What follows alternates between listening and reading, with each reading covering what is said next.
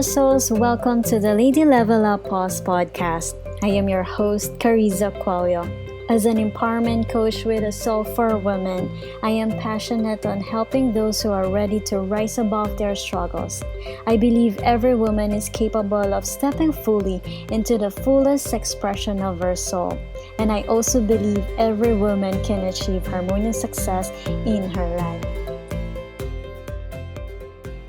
In this podcast series, I will be sharing about golden nuggets and fully stepping into your personal sacred power.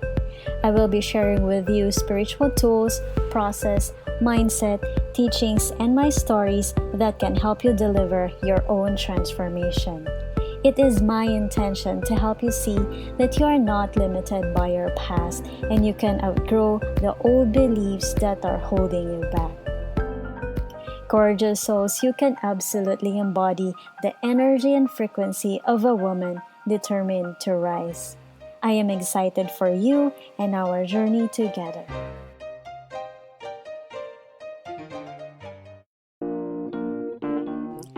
Hi, gorgeous souls. Welcome to today's episode. This is the first episode in November. I thought of today's title, You Are Being Called, as the new year is fast approaching. We are about to welcome year 2020. We are all in different paths. We are all in different chapters in our life or sometimes different themes. Example for me for this current year 2019, I know for me it is about breaking out of my shell, stepping out of my comfort zone and putting myself out on my Facebook page, podcast, my blog, and at the same time, learning how these different platforms work behind the scene. How can I craft my message and how to continuously move beyond my limitations, like my old stories that I have towards myself. And this is the theme for me for year 2019. I am being called to share a message which I know can help other women on their journey. As we are about to welcome this new year, we always have this feeling, these lingering questions that we hear inside of us. Maybe you are wondering about your own calling, your mission, or your purpose. It always brings us to feeling of confusion, frustration, and it is overwhelming. I believe that our very first calling is to help ourselves. We need to answer the call to be our better version from who we are yesterday, to repair what was broken deep inside of us from our past.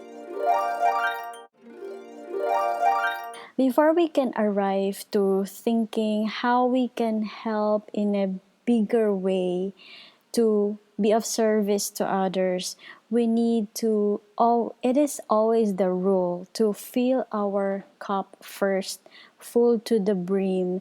And once we set this as our foundation, once we have our strong roots, then we have something to offer. Then we have something of overflow of abundance based from our own supply, and we can share from that place and be of service to others. So I hope that brings you clarity on that lingering question of what is my mission, what is my calling. Our very first calling is to answer the call to make ourselves better from yesterday, and it is a continuous process. It is a ever evolving journey that we actively embark on, and that momentum will naturally unfold in a bigger desire to helping others. So, this will lead to another topic of goal setting. So, maybe you have done goal setting before, but maybe make it different this time. Goal setting with a soul. I will share to you the journaling process I did for myself. But first, I will share with you my old process of how I do things. Before, what I used to do and call it as goal setting is I will write three goals, major goals for the year. And normally the answer is number one, health, number two, savings, and number three, career. I will write it boldly on a piece of bond paper and I will stare at it every day. And that sounds now looking back, it sounds very petty, but at that time, based from the articles, based from my understanding from the books available for me, it is the most effective process. But I didn't gain any clarity and effective success by just doing that. So at that time, I thought it was very clear enough message and a good effort to do that and things will change for me. So that was not effective and to answer the call to becoming our best self so we can be more loving towards our family, find meaning in our everyday life. And this will answer the question how to make things work for you.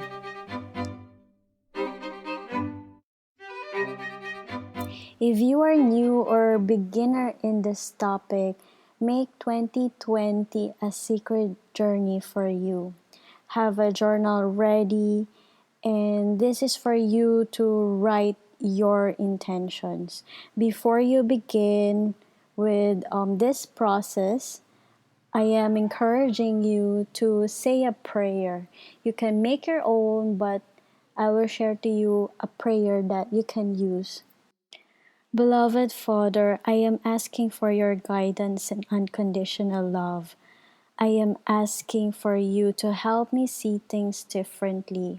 Help me on my path as I bring improvements on the areas of my life. Give me a strong heart for me to stay committed for this new chapter.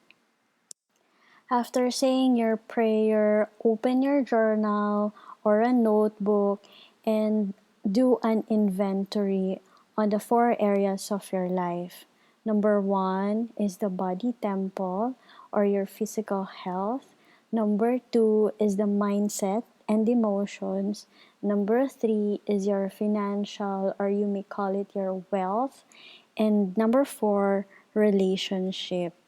This includes your partner, family, or if you're looking for a partner. These are only four areas. And as a beginner, or if you're establishing this as a new improvement to consciously design your life, to have a more intentional year, to co create with your destiny, you can begin with these four key areas. As you are writing on your journal, this is an awareness exercise. Sometimes we will feel bad because this is an inventory. We have to get honest with our answers. And our journal, we will treat it as our safe space for our stories, how we are honestly feeling inside, and what do you desire to see. This is the very important driving factor. What do you desire to see as your end result? Sometimes what happens, we keep things, we keep stories inside our head, and it is playing every single time. And once we write it out from our head and down to our journal, it will feel different. We will suddenly have a space to see it differently. And now the healing can begin. Now the solution, now the answers, and now the support can come our way. There are 12 months in 1 year, and with the four key areas, you can assign each area per quarter, meaning you will dedicate 3 months for the improvement, let's say, on your body tempo. So you will create focus on one area first, then you will continue the habits and the practices you've chosen for yourself, and on the second quarter, you will begin your new homework. Example, on your mindsets and your emotions.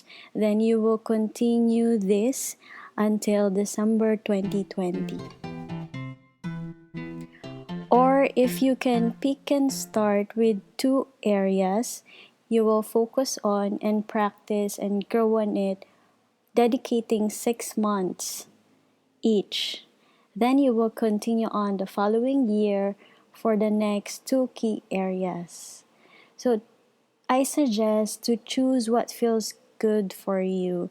Choose which resonates with you and sounds nice. And I'm encouraging you to be flexible on choosing and knowing and crafting how it will definitely work for you this time. On my very personal journey, I started with yoga. Whenever I share yoga, I'm not encouraging you that yoga is for you. I am sharing my experience and where I started and how it helped me. So, on your journey, I am honoring your desire and I am honoring what feels good for you. On my personal note, I am sharing the benefits I gained from yoga. So, for 1 year, I studied it because it was something new to me. Before I heard the word yoga, I know nothing about it. So, I studied it because it's a big topic about mind, body, and soul. So, what I did is for the first few months, I was learning the very basic about the poses, and at the same time about the body parts.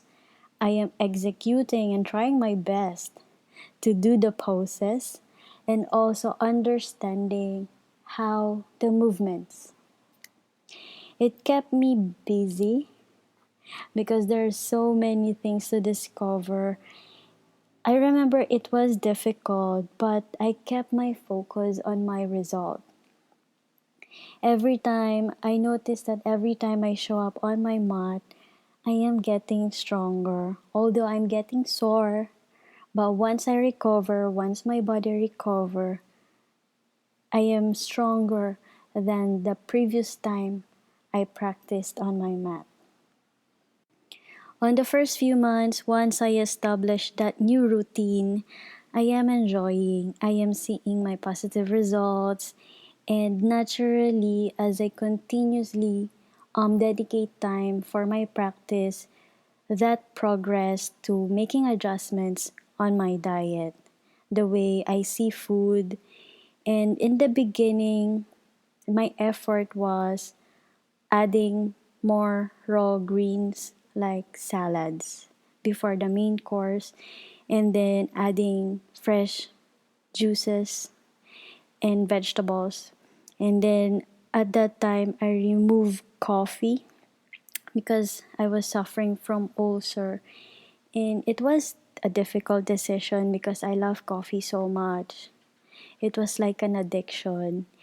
But I have to give it up because my desire to heal myself is stronger than my appetite for coffee. And this is exactly where I started. Now my food choices and now my practice of yoga is completely different from where I started. I started my practice in 2015, and ever since, I am a home practice. I don't attend yoga classes. And I started from a book. I got the book where it breaks down all the poses, and also there's the introduction to the concept of yoga.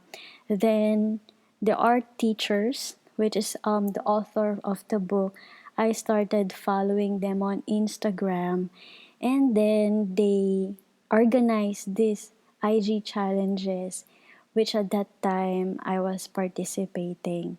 It was almost every month. It was my homework and my motivation to show up to participate on the challenges. And I encountered ups and downs. It's not always a good practice, and but I pursued because again I focused myself on my personal results. Since I was participating on the Instagram challenges, I felt the pressure of comparing myself to other students. How good are their photos? How advanced are their poses? But eventually, I realized that this is my practice and I'm doing it for myself, and I'm focusing on how I am progressing, and the rest I'm feeling like the comparison, the jealousy is they are all distractions. So why did I begin with yoga? Because I hit my bottom. My health is falling apart. So I began this journey of improving myself, not from the fresh mind. Things are going smooth and easy. No. But when I first attended my yoga class, I did not force things for myself. It naturally came on my path. I tried it, and then eventually I discovered that I can study on my own, and it blossomed from then on. And the reason I mentioned in the beginning that make this your sacred journey because I know every person being called to improve from yesterday or are feeling weak. Sometimes they are feeling heartbroken. And I understand that sometimes it's very difficult and to have clarity where to begin. That's why I am encouraging you to start with a prayer. Seek help and guidance from your higher power. Allow your angels and your guides to send them clues and the right teacher, the right book, the right online course, the blog, the podcast, or the meditation to listen where you can start your journey. And notice them and willingly receive and be guided in every step you make. And if this is the space where you see how to begin your journey, you will never feel alone. So let's proceed on the second part on your journal. After writing the inventory on the four key areas, or as I've said, you may begin with two, or you may, for example, begin with one if you are in a critical stage with your health, for example. Again, I am encouraging you and I am helping you to infuse flexibility, make this process your own, and find a way to really make it work for you. So the second piece is list down the answer on why do you desire to improve on these four key areas. Write down the answers that is coming from your heart and your soul. Your answer today can be short, and then 1 week from now, or something will happen, and you will be compelled to add more on your answers, and you can always update your journal. There are three important reminders that I want to share with you as you embark on this sacred journey of improving yourself. You will encounter distractions. Things will get in your way. You may get discouraged and you may feel pressured. And these reminders help me to move beyond out of my comfort zone, because what we're doing is moving on our courage zone. So number 1 is allow yourself to be a work in progress. Where you are now is your starting point. This is also a practice of being kind towards ourselves. It is easy for us to be kind towards other people, but often we are very critical and we don't give ourselves some wiggle room. So remind yourself there is an adjustment period. Number 2 is focus on your results. See how you are doing from day 1 and notice how you are changing and improving the feeling that you feel inside. And don't be caught on the comparison syndrome with other people on social media. And then number 3, the third reminder is see your efforts as a ladder. It is building up over time. Your best effort from day 1 will look different from 2 weeks from now, and that will look different 1 month, and then 2 months, and then 3 months. So your commitment to rewiring your beliefs about your health, your money, your emotions will gradually shift. And you will notice at first you may feel resistant. You may not be 100% on board on this sacred journey, but you may begin from 50%. But the more you remind yourself and go back to your journal, read on your intentions, why you are doing this, your answers will sink in deeper and deeper into your heart. And I want you to understand that what we are doing first in the beginning is we are interrupting our old pattern. And then the second stage is we are changing our pattern. So this is the adjustment period. And beyond that stage is you will develop your new normal and you will create your new pattern. And to make it easy as your reminder, you can write this on your journal to prep your mind, your heart, and to set yourself ready.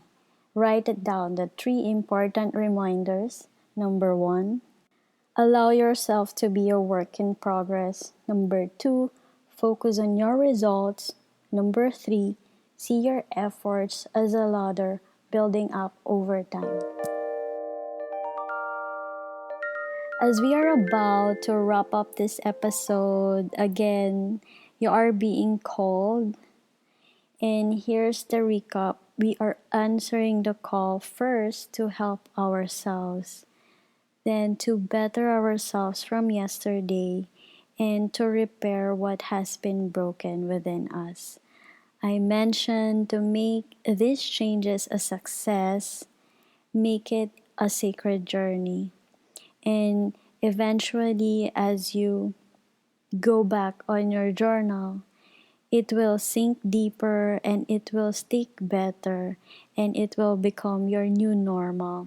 Again, let's review the process. Number 1, begin with the prayer. Number 2, open your journal and do an honest inventory about the 4 key areas, namely the body temple or your physical health, the mindset, and emotions, your financials or your wealth, and about your relationship. Can be on your partner, family, friends, or if you are finding a partner. And then number 3 is answer the question, why do you desire to improve on these key areas? Number 4 is write down the 3 important reminders I just mentioned. And lastly, number 5, listen to the Sacred Journey guided meditation. The link is on the show notes, and also I will upload it as a bonus after this episode, so you can access it easily. And the prayer, again, I mentioned write this down on your journal. You can create your own. So everything is kept in one place, and every time you will open your journal, you will feel back in alignment to your desires. Beloved Father, I am asking for your guidance and your unconditional love. Help me see things differently. Help me on my path as I bring improvements on the areas of my life. Give me a strong heart for me to stay committed for this new chapter. Remember, gorgeous souls, all healing is possible when you are connected with your higher power. And we reach the end of today's show. Join us again on the next episode of the Lady Level Up Pause podcast. Thank you for tuning in with today's episode. Say hi to me on Instagram, search at Karizza_Cuello for more inspiration and soulful vibes. Visit my website www.karizzacuello.com. Links are all on my show notes. Gorgeous souls, remember this. There is no force more beautiful than a woman determined to rise. I cannot wait to connect to you soon.